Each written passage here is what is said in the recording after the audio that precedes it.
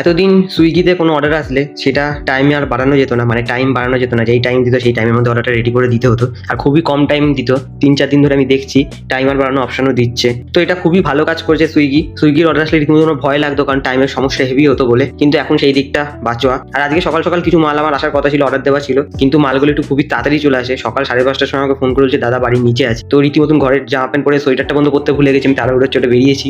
এতটাই ঠান্ডা লাগছিল যে আমার পায়ের হাঁটু কাঁপছিল দাঁড়িয়ে থেকে দেখে, দাদা তাড়াতাড়ি মালগুলো দাও, ঠান্ডা দাঁড়ানো যাচ্ছে না। তো এই তাড়াহুড়ো চক করে একটা এক্সপায়ার মাল আমার কাছে চলে আসে। তো আমি তখন ভাবছিলাম কোম্পানিকে কি করবো, মেল করবো, তাহলে আমি মেল করলে টাইমটা অনেক লাগবে। তো ইনস্টাতে আমি মেসেজ করলাম পার্সোনাল অ্যাকাউন্ট দিয়ে, মেসেজটা দেখেও কোনো রকম রিপ্লাই এলো না। তখন ভাবছিলাম কি করবো, ভাবতে ভাবতে মাথায় এলো যে পার্সোনাল অ্যাকাউন্ট দিয়ে না করে ফার্স্ট বাইটের অ্যাকাউন্টে ট্রাই করে দেখা যাক না যে কি হয়। ফার্স্ট বাইটের অ্যাকাউন্ট দিয়ে মেসেজ করার 1 ঘন্টার মধ্যে পুরো যেই সসের টাকাটা, সেই টাকাটা ওয়ালেটে রিফান্ড চলে আসলো এবং জানিয়ে দিল যে এই সসটা রিটার্ন নেওয়া সম্ভব না, আপনি এটা ইউজ করবেন না, ফেলে দিন, আর তার পরিবর্তে আপনাকে টাকাটা ওয়ালেটে রিফান্ড করে দেওয়া হচ্ছে। আর আপনারা যারা যারা অর্ডার করতেন তারা Zomato, Swiggy, magic pin available আছে, ফার্স্ট বাইট বলে কেষ্টপুর রবীন্দ্রপল্লী লোকেশন। তো চলুন দেখা হবে পরের দিন নতুন কোনো ভিডিওর সাথে।